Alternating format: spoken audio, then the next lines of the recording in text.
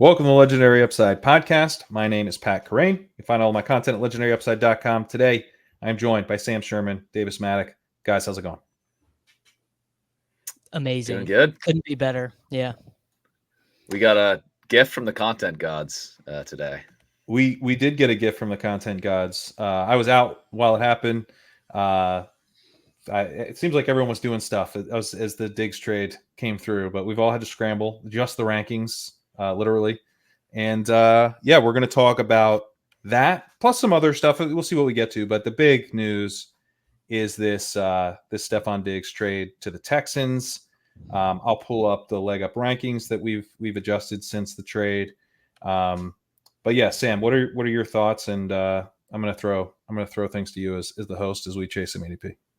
Sounds good. Yeah, this is the third episode of the ADP chasing, brought to you by Legendary Upside. It's really seamless branding.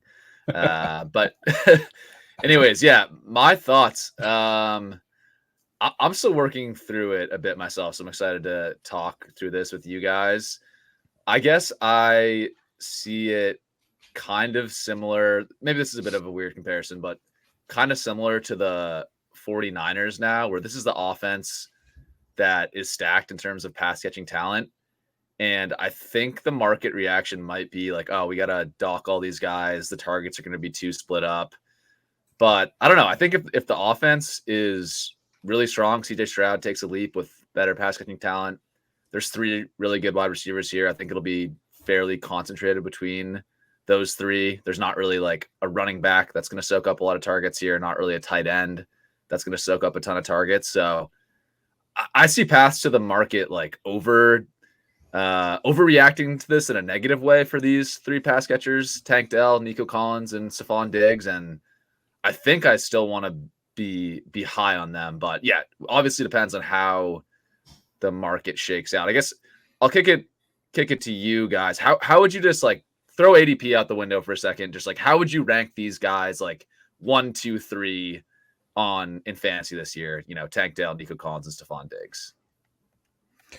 I think I would have it Nico, Diggs, and Dell in that order, but I don't. Davis was making the case on the stream we just did with Liam that he thinks Diggs will flip Nico, right, at some point in ADP.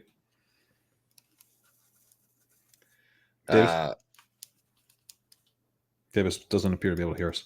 Yeah. But I think Dell will fall the farthest because Dell was already going in the mid-third, and so it's just hard to see how he doesn't take a big hit from this. You know, there's concern about the ankle injury, I think, from the ADP, you know, from the fantasy football market. I don't know that there's like a ton of reason to be concerned. I just had Matthew Betts on the pod, and he didn't seem particularly concerned about the ankle injury. But I do think that was somewhat affecting his price. And so then if you're already worried about his ankle and then they trade a second round pick for Diggs, you're going to think, oh God, how bad is this ankle injury? Are they basically moving on from him as like a clear starter? And so you get a little shaky. So I think that Dell takes a fairly big hit in ADP, moved him down behind Cooper Kupp and Devontae Smith, but I think he could fall further than that. Yeah, I think that the interesting thing, right, with Diggs is I think I'm kind of viewing him as having the highest ceiling of this trio, but also the lowest floor. Like you look at what he did last year, weeks 1 through 9, so the first half of the season, he was on an absolute tear, was averaging Nico 22. has the highest ceiling. Nico's got to have the highest ceiling. Don't you think?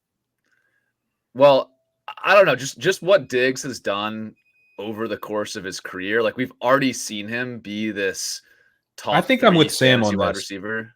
Yeah. I think Diggs has the highest. Now, the odds of him getting to the ceiling, like Nico's reaching his ceiling, I feel like he has a higher percent chance of getting to it.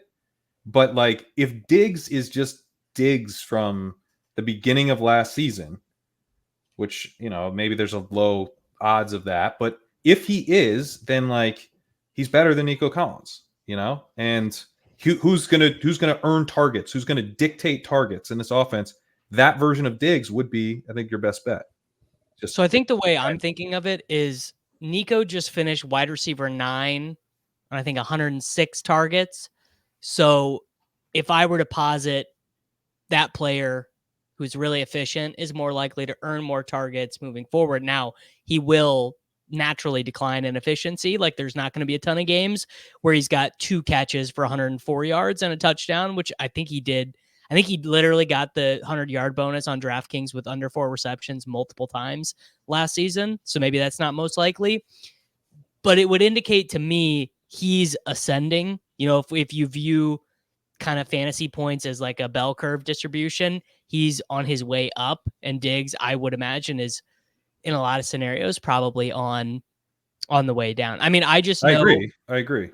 my gut thing was the market is going to discount Nico too much with the addition of Diggs, and they're going to juice Diggs way up because they're just excited. It's like, oh, Stroud, it's fun, it's exciting.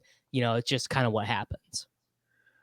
Yeah, that's interesting. I thought that the market might ding Diggs because he just went from I thought this. so too. Yeah, because like the reason, and you could be right. My rationale for the ding on Diggs would be he was like the reason I was drafting was like, oh, Josh Allen's at the 2-3 turn. I can just get the number 1 wide receiver for Josh Allen and then take Allen, easy money. Now I feel like the market's going to be like, I don't know, target competition, and he'll slide. But I don't know. You could be right. There's been irrational reactions from the market before. Here's how we ended up putting it with the Legendary Upside ranking. So Diggs down to 28, Nico down to 23. Nico was locked into this 14 spot for a long time. Where's Dell in this? Dell down to 39. Okay. Which I think, you know, you're not today going to get him there, but I think you get him there. I think people are going to be. I think this could be a bull stance eventually. Yeah. I almost guarantee it will be. Now, I mean, I don't know. We're talking about the 3rd wide receiver on a team going ahead of number 1 wide receivers in Pittman, probably in Kirk. You know, I don't even know if it's wrong, but that to me, I'm thinking that might be a hard click. Well, if you're stacking Dell and Collins and Diggs, then I don't think you're getting there. I think this price on Dell is a bet against one of Diggs or one of the other 2. Nico Collins. Yeah, because I mean, the bet is this dude was awesome as a rookie. He was awesome in open score. He was really efficient. He showed an immediate connection with Stroud, who like demanded that they draft him. So like everything, his rookie year was great, except that he broke his ankle, and it reminds you, oh yeah, this guy's very small. But you know, he won't be out there probably blocking on some of these runs up the gut. Now Diggs will be. Now Diggs will be. Now Diggs will be. Yeah. And is Dell actually, you know, let's just say by the playoffs next year, do we feel that Dell is the best wide receiver on that team? And I think that's plausible. I think it's plausible that by the end of his 2nd season, we're worried about Stefon Diggs trailing off. We're worried about Nico Collins. You know, before this season, maybe we're not worried about him right now, but we're heading into last year, didn't really think that highly of Nico Collins. You know, he was like a speculative kind of like 3rd-year breakout. Jacob Sanderson was the only Nico Bull I knew, really. He was the only true Nico Bull. I was a Nico Bull early in the kind of the late rounds, and then when he moved up into like the 10th round, I thought it was a little expensive. Yeah. But yeah, most people were you know, kind of intrigued by Nico Collins, but none of us thought he was like this, except Jacob, this no-brainer bet. We could go back to thinking Nico Collins is fine. That wouldn't be crazy. And so I just think, to me, Tank Dell is going to be a very intriguing way to play this if he's the least expensive, which I fully expect him to be. Yeah. The thing about Nico Collins versus Tank Dell, I guess like 2 things on the pushback against like, because I get the argument. Tank Dell's in his 2nd year. You can make the case that he's on some higher upward trajectory than Nico Collins in his 4th year.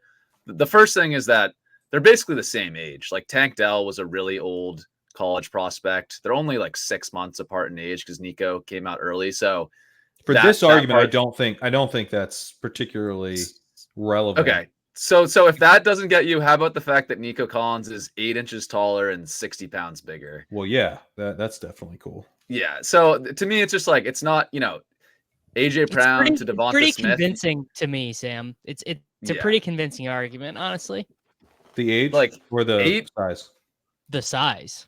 Okay, yeah, the size is pretty convincing. Yeah, but also the age too. Like, I think it's a piece of it, and it's also that I think Nico Collins' first 2 years in the NFL. I mean, he's playing with Davis Mills. Like, we can give him a little bit of a break for not being good early on in his career. I mean, who was good on the Davis Mills Texans? No, and I think the first or second article I ever wrote on Legendary Upside was about Nico Collins. Like, I was pretty in when he was cheap. It was like, what are we doing? This guy's an obvious late round target. And I think he's good. But I guess what I'm saying is Nico Collins isn't necessarily a guy who we think is like a clear number one on a team, like before he was last year. And so I don't, to me, it's not crazy that then he gets passed by a second year wide receiver who, as a rookie, put up 2.22 yards per out run, got open really well. Nico Collins is kind of more of that deep threat element that can run a little hot or cold, And so I just think if you're gonna give me a chance to take a really talented player on this offense as the wide receiver 3, then look, if you price Diggs as the wide receiver 3, I'd be making the case for him. I think. I think I agree with you. I don't think it's crazy by the end of the year that Tank Dell is wide receiver 1. I think I'm coming around to like all these guys. Like, say your ranking reflects like roughly what their ADP will be. I think I would be in on all 3 guys at those rough ranges. I mean, I just think it's very uncertain who the wide receiver 1 is going to be. And again, going back to the 49ers comparison, like the 49ers support Christian McCaffrey, who is kind of I think it's a perfect comparison. That is the comparison. Like, yeah, they support 3 top 20 fantasy assets plus Kittle, like in the 60s, right? So, yeah. And this is best ball. Like, this is a classic thing. Like, we need to shift our minds here. Like, are the 49ers, did the 49ers really pay off their ADPs in a classic fantasy football sense? Like, I mean, McCaffrey did, but the other guys probably not. But like, yeah, they do, because these dudes can blow the lows up. Don't matter. The weeks they don't hit your lineup, they do not matter. There's no functional difference between 2 for 20 for a week for Tank Dell and what, 6 for 70. A 6 for 70 probably doesn't crack your lineup a lot of weeks. You can get that from Tyler Lockett. You can get that. And I plan to. I plan on to getting him in every draft for some reason. Yeah.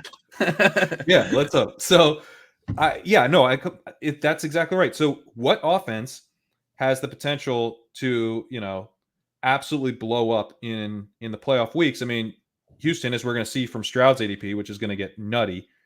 Houston's one of the very best bets we have. And so if I'm getting a really talented player in that offense, then I'm excited about that, and it's like, how is Dell going to hit, and Nico's going to hit, and Diggs is going to hit? Like, they probably don't all hit. But it could be the case that like Diggs is who you want for most of the regular season, and then Dell blows up the playoffs or whatever. It's going to be, we're talking about a pocket passer, a guy who's going to be, blowing up in certain weeks and probably not others. And so you're just hoping you have that right piece when he blows up, hopefully in one of the playoff weeks or in the final. Can I be a fly in the ointment here for the Houston Texans? So the first one being, we remember a lot of the highs from the Houston Texans season. We don't remember, looking back on it, how frustrated we would get with their coaching staff about the rushing attempts. Just the constant first down runs, running the play clock down. This is not an offense that played super fast. And not an offense that seemed to be embracing the identity all the time of having this nuclearly talented young quarterback. And in fact, it will never not be hilarious that CJ Stroud lost to Bryce Young. That was the that is funny. Carolina Panthers win. Is there any chance that in a similarly frustrating way to kind of the Packers, if we're thinking about a Shanahan egalitarian style system where, I mean, the Packers were so good throwing the ball last year, particularly in the second half, and it did not change their play volume, did not change. They were still like AJ Dillon learned 2.3 yards per carry, buddy. Like it didn't, they still That's were even very, better. they still were very committed to running regardless. Well, Joe Mixon, I highlighted here because I mean, kind of a sneaky winner from this trade of like you want running Huge backs winner, attached to great offense. So yeah, I mean I think this becomes a bear stance. 53. I don't really want to be taking Joe Mixon in the fourth round or the third round, but he probably gets there, right? What if Dameon Pierce is who you need in Best Ball Mania 5? God, please, God, no. I can't handle it. I mean, well, wait, no, they signed Madison, didn't they? Or no, I keep forgetting. That's the Madison Raiders. he went to the Raiders. I keep forgetting that. They didn't sign anything. They hate Pierce so much. It's going to be like Daria Gumbawale instead of him. No, it's going to be Dylan Lube, man. It's going to be Dylan Lube. Can we get into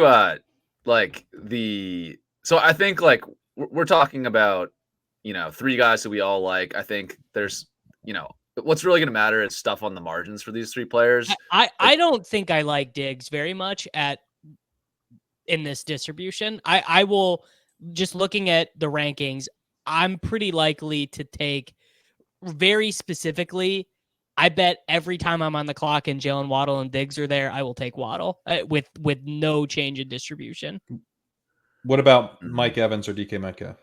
I don't take those guys at all yet in the big board because I just take Neighbors, Waddle, or Rashee Rice.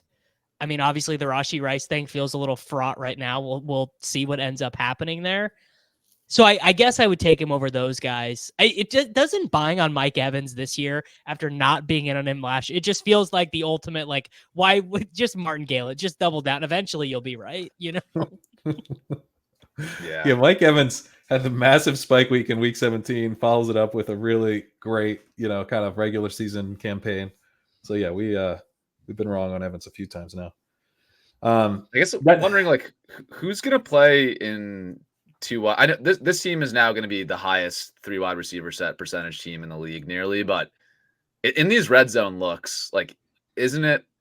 I guess Dell, like the pro Diggs and that's a little bit of the anti Dell is like his touchdown upside. I think is significantly lower than Nico and Diggs, and he can make up for them big plays for sure. But I guess that explains why you're marginally lower on Dell potentially. But I wanted to throw that out there. Yeah, I mean, I'm marginally lower on Dell for that reason, and because I think the market freaks out on Dell. Like, I think taking Dell now when you're going to be able to get Dell, in the final drafts of the tournament potentially. Like, I think that this might. Now, players don't fall that far in ADP that quickly. We've learned, but so maybe this is wrong for the big board specifically. But I think Dell gets cheaper than this. I don't think he's an early 4th round pick ultimately. Yeah, okay. I think that's true. Should we move on to talking about the Bills side of things? Yeah. Okay. Well, so, let me. I'm curious what you guys think about Stroud and Mixon before we do that, because I've moved Stroud up a lot. He's up to 52. Mahomes is at 50. I didn't feel like flipping him over Mahomes, but I think he probably flips Mahomes by the summer because people are going to be so excited. And then Mixon, I moved up to 53, was already taking him in the 6th round, was getting a lot of Mixon. And I think he will move up, but this is probably also becoming a bear stance. So these are 2 guys where I would recommend, if you're drafting today, to prioritize them a little bit, because I think they move up probably into the 4th round. But what do you guys think? I bet his move up is going to be slower. Like, it might not even happen. I mean, the big board is 81% full, I think. So it just might not even happen before the end of this tournament, but he will be your classic round 3-4 dead zone running back when we're drafting these Best Ball Mania teams all summer, I think. I think you're right. Yeah. And I mean, I like where you have him ranked. If I'm just comparing him to Rachaad White and Pacheco, I think better offensive environment than Tampa Bay in terms of just scoring. And I think the odds of Mixon getting rugged in the draft are lower than these other two guys just because of what they paid him. I mean, it's not impossible that the Texans would take, I don't know, Trey Benson in the 3rd round or something. I don't think that's impossible, but it seems more likely that like KC or Tampa Bay. Yeah, would White invest in running and back. Pacheco are very susceptible to getting rug pulled. Yeah, they've been fades for me the whole way, especially White. Because, I mean, White's not very good, especially as a rusher. Like, he's been fine as a receiver, but not as special as I thought maybe he had a chance to be. So, yeah. But, I mean, the thing with Mixon is they just gave him that new deal. So, it would be very odd if they spent serious draft I mean, capital. he was gonna get cut, and the Texans heard that and picked up the phone, and they were like, no. Don't get cut. We want you. How about a draft pick and a new deal instead of that? Yeah. It's crazy. Who were they competing with in that contract for Joe Mixon? Were there tons of teams lining up to give him all that money? I mean, literally no one, because he was already on their team. Yeah. What the hell? Yeah. Not great. All right. On the Bills side, I moved Allen down to 27. At first I had him at 24. I moved him down a little bit. You know, when Liam tells you that you're too high on Josh Allen, you listen. So he had me move him down. Now, are you gonna move him back up if they take A.D. Mitchell and your favorite round 3 wide receiver? I don't think A.D. Mitchell moves the needle for me, but I think that Brandon Ayuk certainly would. You know, he comes back up substantially. I mean, I think if they were to get Brandon Ayuk, he's kind of in this like mid to late 2nd round where he was before. If they get a T. Higgins as well, you know, I think that's where you're not as well, meaning instead. But I think with one of those guys, then he comes up. But I mean, A.D. Mitchell he could be really good, but like he has a lot of red flags as a prospect. He has a lot of things to be excited about as a prospect, but he is going to be a rookie wide receiver. That's just a straight up downgrade from Diggs to A.D. Mitchell this year. It just is. Yeah. So, you know, I think that you have to reflect that in the ranking for Allen a little bit. This is maybe a bad take. I haven't really fact checked this around the numbers, but even when Diggs like collapsed down the stretch last year, I don't think Josh Allen's fantasy production really fell off. And my point in saying that is like, is Josh Allen just kind of unique in that his fantasy production is indifferent to who his weapons are? Because if his weapons are worse, he's just going to take off and run more. And if his weapons are better, he'll be more efficient throwing the ball, and it just kind of like evens out. That's where I'm like, I don't know. I probably won't drop him that much. It's not irrelevant because you still need to have like successful possessions where you're getting first downs, but he's definitely more insulated. I mean, Hurts is pretty insulated too, just because of the rushing touchdowns. Like these guys are extremely insulated for fantasy points. Yeah, I think I mean, I've got him still a quarterback 1. He's still going very high for, you know, quarterback historically, but I don't fully agree with the idea that he's like insulated in that way, because like Diggs was still out there helping to draw coverage and everything, even if it's not, you know, Sure. Even if he wasn't as productive, like, you know, he's doing a lot of check downs, a lot of over the middle, short A-dot stuff to Dalton Kincaid. Yeah, he's mobile. That's awesome. He's great around the goal line, but they also were running the ball more. I mean, one thing that happens if you're feeling less confident in the passing game and the passing weapons is you start running the ball. I mean, the Chiefs showed that, you know, they were kind of leaning on Pacheco in important moments. Yeah.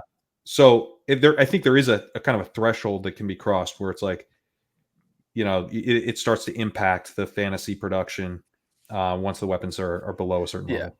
And these weapons, like, to maybe move the conversation there now, obviously they're going to add someone, but the offense as currently constructed makes like no sense. Like you've got 3 wide receivers in Curtis Samuel, Khalil Shakir, and Dalton Kincaid, who all were like 70% slot players last year.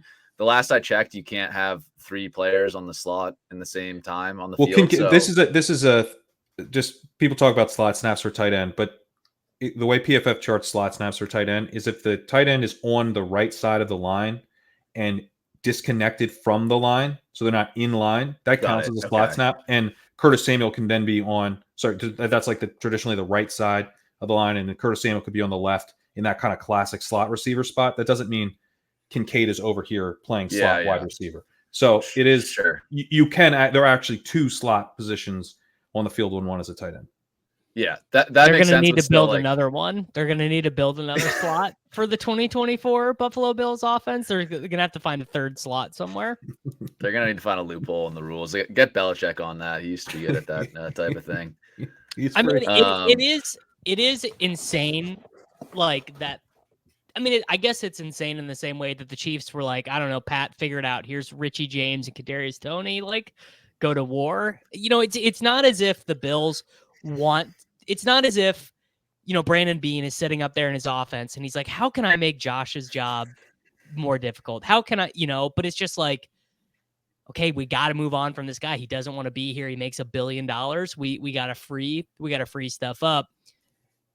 But this personnel grouping, even add in a round 1 rookie wide receiver, add in your favorite round 1 rookie wide receiver, right? It's bad, right? Liam was trying to add in Marvin Harrison. So okay, don't think we can get there.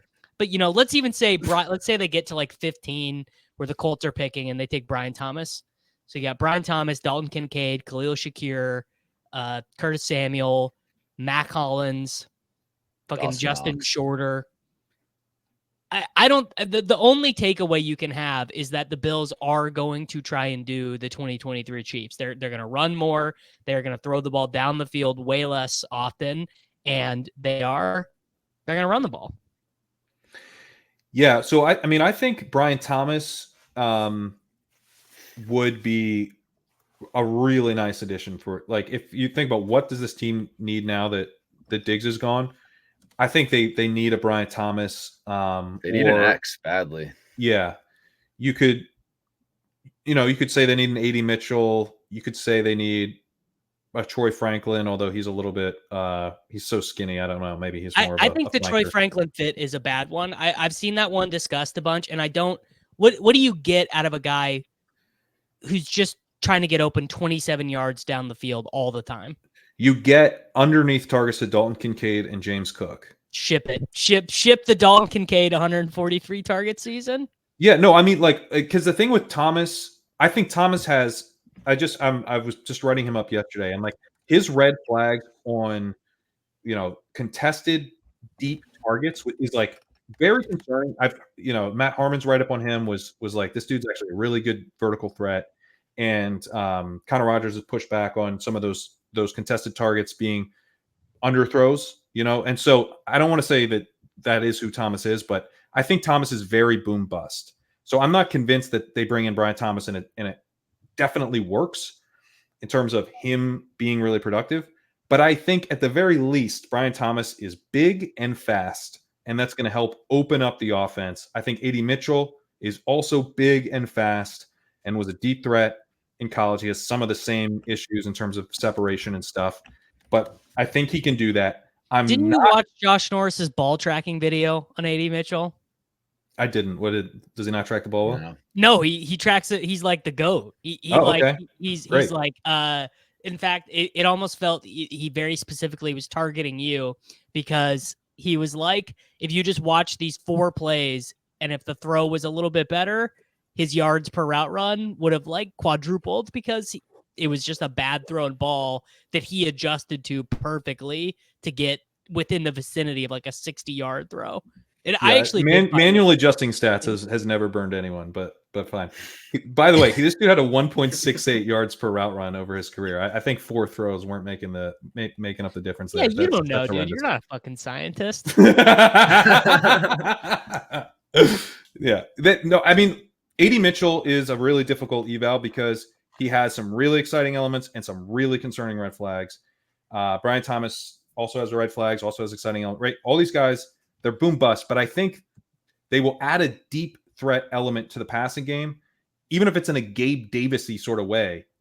That's important. That's really probably what they're looking for. They're not looking for the Diggs replacement. They're looking for someone who can be like Gabe Davis plus. That's what they need. They need Gabe Davis plus. I think if they get Keon Coleman, I'm pretty worried because he cannot separate deep. Everyone agrees with that. Yeah, that shows up in the numbers as well. So that one just seems he's kind of like more of an underneath guy. I mean, he's almost more like a Curtis Samuel, but big, So that one would worry me. But and then Troy Franklin doesn't have as much size, and so you're worried. But I think that's what they need to figure out a way to add that Gabe Davis element back to the offense, because they got it. Because Dalton Kincaid, I don't think he's that good. Like he's okay, but you need the defense fearing the deep ball enough to be able to pepper him with intermediate targets is my view. Yeah. And I just think there's like a lot of duplication of skill sets with what they have currently. So it'll be interesting to see what they add. There's going to be a lot of games where Josh Allen completes 27 passes for 262 yards, I think. Sounds like Curtis Samuel's going to have 100 catches for 800 yards next year. Learn round 8, buddy. I came on the show last week and I said everyone should be hammering Curtis Samuel. You they're did. about to trade. They said they're about to trade Stefon Diggs to the the Texans for a second round pick. And people mocked me. They actually came to my house. Well, they were and right to laughed mock at me. me. Because I heard you guys were fudding DJ Moore. I left you guys to your own devices, and you were like, I don't know, DJ Moore was the wide receiver 5 last year with Justin fucking Fields, but now that he's got Caleb Williams, let's slow it down a little bit. Yeah, Caleb Williams along with Roma Dunze and Keenan Allen. I think the Roma Dunze thing is fanfic. I think the Bears are not taking him there. Yeah, I think it's probably fanfic too, because you can't in these mock drafts. You're like, I didn't accurately predict the chaos of the early rounds, and now I've left Roma Dunze unpicked, and here are the Bears. That's so easy. But exactly, that is exactly it. Yeah. It's gonna be a bunch of stuff's gonna happen that we can't predict, but Roma Dunze will be gone as part of it. Is how I agree. Yeah. So wait. I have one last thing on the Bills. I have more things on the Bills. Yeah. So well, can we I was talk thinking James Cook, or you want to go to the receivers? We can go. I had something deeper than James Cook. We can go on him first, and then. Oh God. Well, James Cook. I think James Cook has been a value the whole way. He's now your highest ranked skill player. He was good last year. They could add, and Davis, you may not agree with me here, because I'm like, oh, so what if they add Ray Davis? So what if they add Braylon Allen? He's still going to be clearly the guy adding there. Ray Davis or Braylon Allen is a huge problem for James Cook, because they were subbing him off the field for fucking the oldest running back in the NFL last year. The oldest running back in the NFL was regularly coming in for important carries. If they have Ray Davis is almost the oldest running back in the NFL now, as well. but it is a huge problem if they spend like the 87th pick in the NFL draft on one of these guys for him. Yeah, it's not great for his goal line carries for sure. But he's going to get. They were already throwing to him way more under Joe Brady, and he's been really good as a pass catcher. That will stay. And I think that has to be an important part of the offense now. I'm not saying he's going to run slot routes or anything like that, but they're going to throw to their running back a little bit more than we're used to. And James Cook on the field at the same time. No, that's not what I'm saying. I agree with you. He's always had a thin path to rushing touchdowns, and if they bring in Braylon Allen, it's gonna be over for that part of it. But he's an explosive back, and I think what we saw last year. I'm not even projecting here. I'm just saying what we saw from them last year, at the end of last year, under Joe Brady, with incorporating the running backs in the passing game, is now a very safe bet to continue.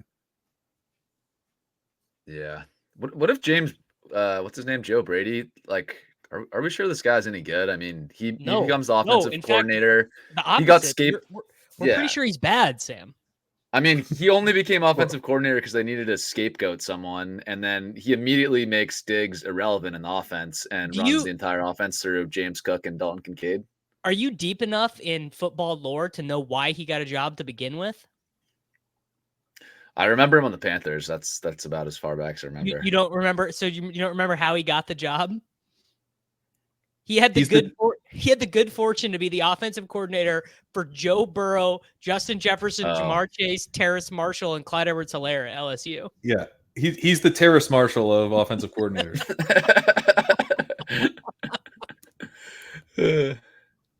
That's good. So I don't know. I think I agree with you, Pat. That the offense is going to go through more of the running backs now in terms of the passing game. I don't see how it doesn't, so that seems good for Cook, but I don't know. I'm kind of just talking myself into this Bills. All right, let me offense, throw out a being kind of bad. dissenting opinion then. If you're listening to this and you're saying, all right, well, I'm just gonna draft round 4 James Cook for the rest of the big board. One, I'm firmly on the record that a Ray Davis or a Braylon Allen, even a round 3 guy who weighs 225 pounds, is a real problem for James Cook. The other thing I would say is what is the per game touch ceiling for a guy like James Cook in the NFL? Just not saying this is true about him, but just how coaches view him, because it seemed to me like no matter how good Cook would play didn't Cook have a 200-yard scrimmage game last year? Like he was nuts for them. Yeah, it was and awesome. It almost didn't. It seemed no matter how good he would play, you'd look up and it'd be 3rd and 7, and Ty Johnson would be on the field. And maybe this is incorrect vibes-based analysis, but I wanted to toss that out there. That's the concern. Yeah, you're worried about them giving him the full workload, and you're worried about touchdowns. That's the two things, and they could definitely draft someone in the 3rd round that would further box him out of touchdowns. They haven't done that yet, though, and we don't know for sure that they will. And the other thing, I mean, it kind of reminds me a little bit of the Austin Eckler play from the year he broke out. He was going at the 1-2 turn at that time, and we're going, is he going to get the touchdowns? If he does, then he's a smash. And if he doesn't, this is outrageous. He did get the touchdowns. He was a smash. I don't think that Cook is likely, like Eckler's setup was much better, I think, because he was kind of already clearly kind of more of like a true running back one. Literally playing with the literal king of checkdowns, but yes. Yeah, and he wasn't playing with Josh Allen. He wasn't playing with Josh Allen. So in a number of ways, it was better. But the price is so much better. And if he gets used some at the goal line and was as good as he was last year, he's going to hit in a really strong way. Like we saw last year with Travis Etienne, who was really good in the beginning of the season, kind of tailed off. Like that 4th round ADP, you can pay it off without a total smash. You can have a good elite season and pay off that ADP. That's kind of how I'm viewing Cook now, or kind of have been viewing Cook, frankly, is that I'm getting that upside, and it's underpriced upside. So I think you're right.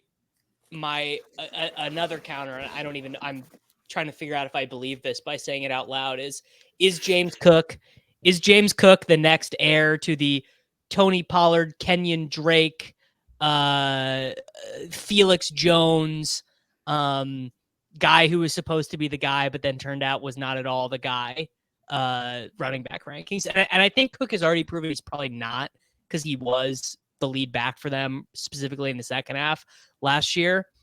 But just the bottom line being, if you are an NFL running back and you weigh 213 pounds, your range of outcomes is just wider than ADP ever wants to suggest.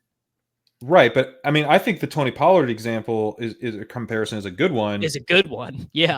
But I'm betting it's 2022, not 2023. Yeah, and the price is closer to 2022. Even 2023, Pollard was a plus advance rate player just because he played in the 2nd round. Yeah.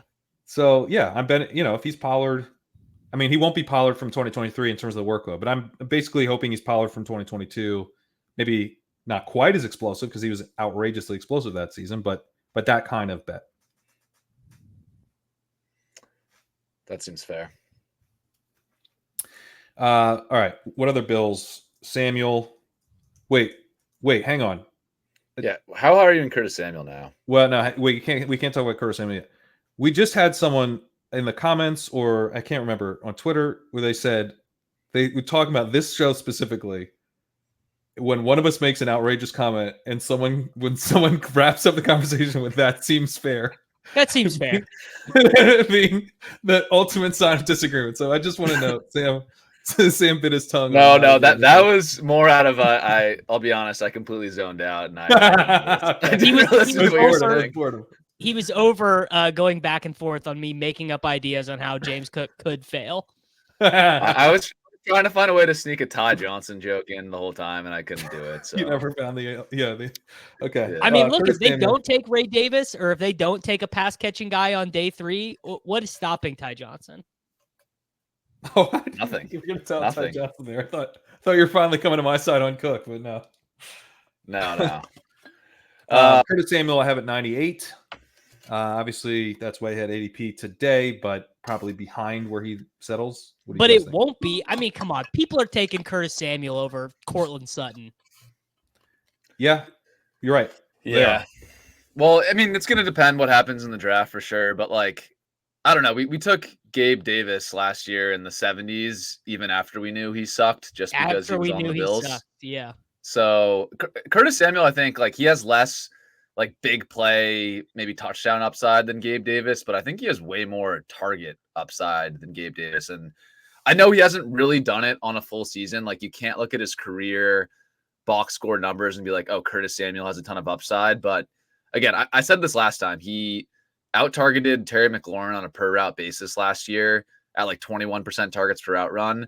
That was on a team where, half of drop back Sam Howell was turning into a sack or scramble. So that 21% yards per route run is actually like should be juiced up a little bit more, in my opinion. So yeah, I just think he's like a better player than we've seen because he's had such bad quarterback play, and he's going to get a chance at like he's competing with Khalil Shakir, Dalton Kincaid, and like it's not even going to be Brian Thomas probably, right? It's going to be like AD Mitchell's best case scenario for the Bills. He's going to have all the chances to rack up a bunch of targets this year, in my opinion. So I would take him higher than this. He could legit see like 140 targets, I think.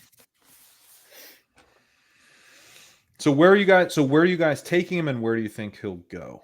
I would move him now ahead of this whole range here, even ahead of Mitchell and Worthy, ahead of Sutton. I'd take him ahead of Watson. You take him ahead of Watson. That was going to be my question. Okay. Wow. And I would even do this. I mean, one, I've not clicked Mostert, Swift, Connor, Javonte. I mean, the thing that's boosting him up here is, don't you guys, when you get on the clock at the beginning of round 8, you're like, every guy that I see in the app is terrible. Every guy, like I'm looking at round 8. I'm pick 86, and every guy is bad. Every pick is somehow bad. I don't know how it works, but every pick is bad.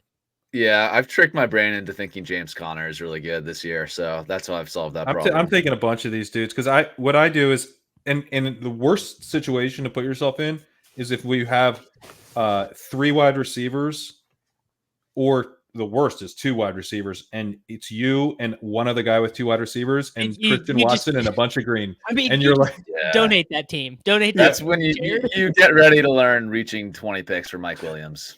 Yeah, that's when I draft running backs through it, and then I just take a bunch of these guys, and I know. So I think Samuel is the best of the. Now, obviously, the interesting thing is, there is that wall of quarterbacks, tight ends, and running backs. I mean, when the NFL draft happens, this is going to be a big fluctuation. Like that wall is going to get broken up. Do you want to take, like, Worthy goes to one of these good spots? He's going ahead of Samuel. AD Mitchell goes to the Bills. He's going to go ahead of Samuel. Yes. So, like, not but that they will. Someone, there's landmines here right now. AD Mitchell could be a fucking Raider, right? And it's like, of course, I don't want AD Mitchell the Raider. I guarantee that. Of course, but these are of this group of the non-Brian Thomas guys, who I think we feel a little bit more confident about, like his upside hitting. Then these are the most expensive of these rookies, right? You go down, and Troy Franklin's down at 120. Keon Coleman, he's got an ADP at 133. Lad McConkey's at 122. So I think you're probably right that Curtis Samuel's going up here in the Christian Watson dead zone for wide receivers, but I think I'm passing there. I think I'm out at that, and I'm just going to go take shots on the rookies and hope I bink the Bills wide receiver one. I think that's fine. I mean, I've been super high on both the Texas guys the whole time, but this is again team context dependent. Like if you took Marvin Harrison Jr.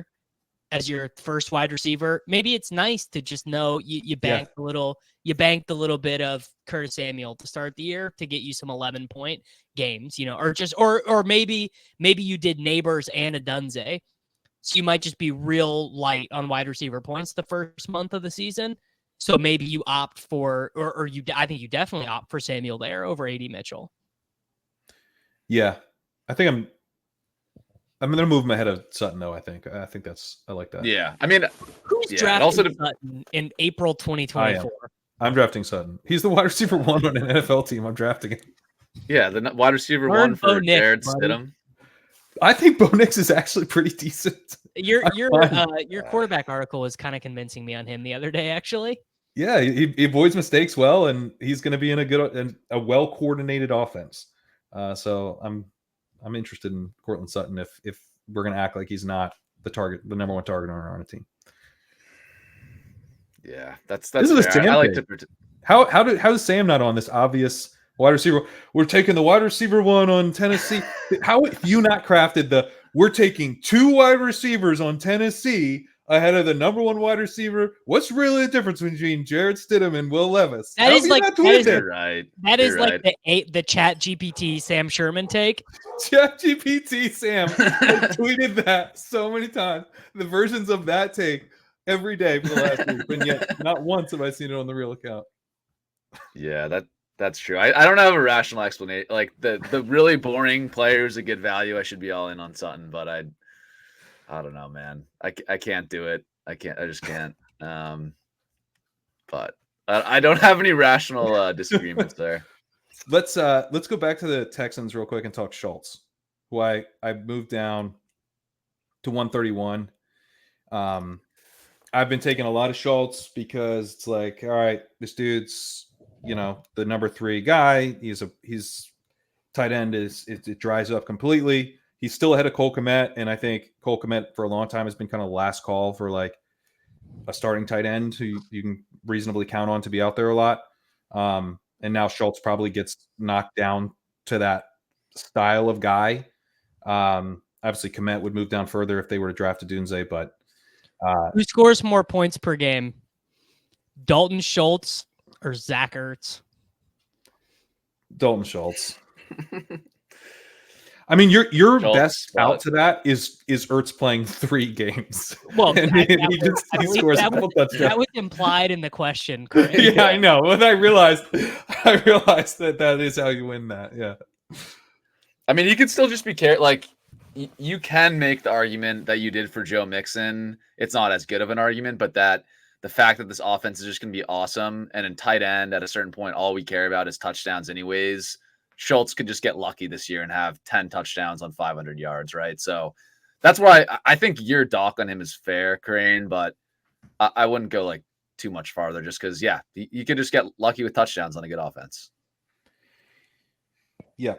Any interest in the dart throws now? Mac Collins, I moved up into like the Rashad Bateman zone. No, come on. My final 3 picks in every out there. big board draft come preloaded. I know exactly who I take every single time, and I will not be altering that for. You know what's going to happen? Khalil Shakir, we should probably mention it. I put him at 119. He feels like the ultimate gets moved up way too high because people are drafting in April and bored and nothing's really happening. And he ends up being Khalil Shakir in the end. I mean, his like target earning stuff last year was like really, really bad. I don't know. I feel like there's this perception of Khalil Shakir as having some upside because he has been good on a per target basis, but he just doesn't get targets really. So I don't know. I think there's your got to be ranking of some him is reason fine, but they bench him all the time. He plays and then he gets benched. Right. Someone what the Bills in the chat called him Isaiah McKenzie in the last stream we did. No, yes, that seems pretty fair. Yeah, he's just Isaiah McKenzie That's with fair. like a cooler name, basically. You know what the Bills are going to do? The Bills are going to sign one of these dusty Michael Thomas, Michael Gallup type guys. DJ Shark is a free agent. Michael Thomas makes a lot of sense on the Bills. Just a guy you can put on the outside. Isn't Michael Thomas just a chief? I mean, how many guys do they need to be running routes over the middle of the field? Like, are they just going to be all their route trees are just this to the middle of the field? Like, what? They need a non-Kadarius Toney guy to figure out the Statue of Liberty play. So it's Kelsey runs across, flips it to Rice, then Rice flips it to Michael Thomas, and that's how they finally achieve the play. And then the rugby guy is blocking the whole way. What could go wrong? 2024 Chiefs for what? Because like, how many guys are even getting drafted amongst their pass catchers in the big board? It's just 3 guys. Like 0. It's I mean, Rice, Kelsey, and Hollywood, and then no one. Yeah.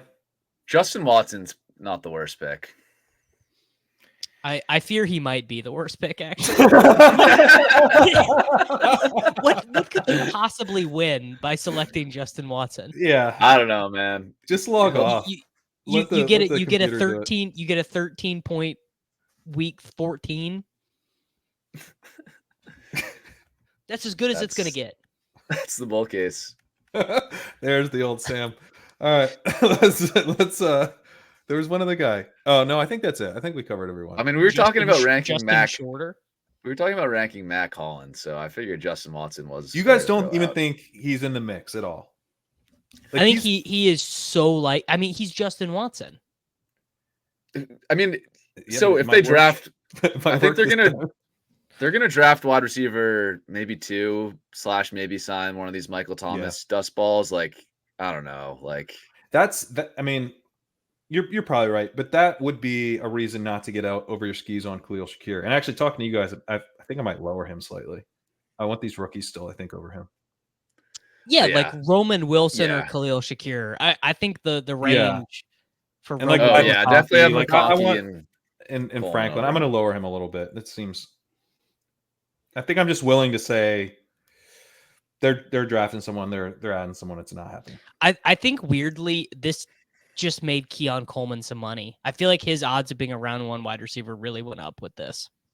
You love Keon Coleman. Why do you love this idea? Not even just to the Bills, but it's another team that maybe would have not taken a wide receiver in round 1 that is just locked into taking a wide receiver. That's a good point. But he is a Bill, yeah. So, man. Ladd McConkey going to the Bills, and we're going to have to take 7th round Ladd, guys. Get ready for that. No, I won't. Ladd McConkey is just final. I said this on the last show we did, but Ladd McConkey is final Charizard Curtis Samuel. He's like peak athletic. And we gotta get some exposure, Davis. We gotta get some exposure.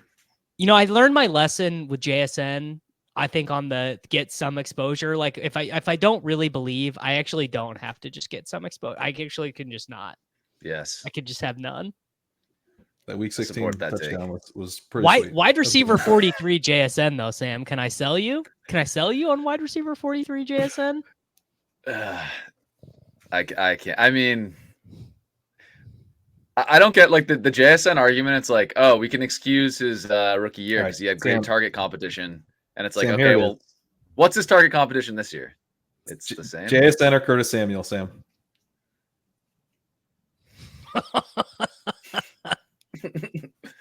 You know what? It's Curtis Samuel's a way better pick than the JSN. It's Curtis Samuel. It's Curtis Samuel. Come on, like, what can you say? It's JSN, guys.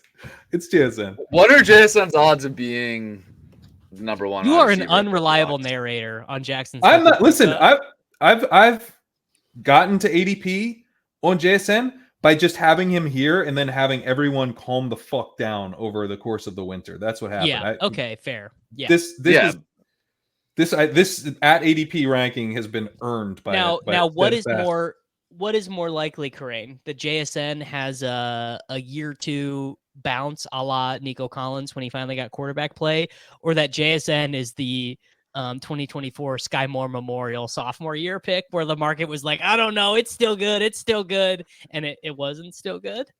Definitely the latter. But the problem is that Curtis Samuel, great pick in the 6th round. Then Curtis Samuel's like a slot wide receiver we normally take in like round 12, who we're gonna have to take in the 7th round. So I want the. You're not familiar with the year 7 breakout on the 3rd team for a slot wide receiver? Give me that thin year 2 outcome. Hey, Cole Beasley did it for the Bills. He's only Cole 2nd team, I think. That's true. I mean, here's what I'll say: if they don't draft someone exciting, like if they somehow don't take a first round wide receiver and they do like the Chiefs thing, they grab Oh someone my God. half interesting in round 2, then They might have to build a new stadium because the Bills fans will have torn it down if they don't take a wide receiver until they take, Xavier Legette at pick 96. Like, yeah. If it's Curtis the Samuel point? versus Xavier Legette, then yeah, I'll take him over. No, JSN. Xavier Legette is a Panther. I mean, that's obviously happening. Yeah, God, that'd be so funny. Sam is, I think. Can you guys hear me, or is it my internet, or is it Sam's internet? No, Sam's spinning Okay. out, and I have a hard out in like 90 seconds. All right then. Well, here's Sam's slides. He's not here to talk about them, but they say some things. But we'll just go. We through can them real do quick. ADP chasing tomorrow. We could do it Seems Friday. to like We could do. Tajay Spears a lot. Yeah, we can do it. We can recap later. Yeah, this was all right. this was a news and notes program. Yeah, so that'll do it for this little ADP chasing tease, where we never actually chased any ADP outside of this. There was trade. no ADP. No, but we'll see you whenever we can arrange to get back on. It out. Later, guys. Later.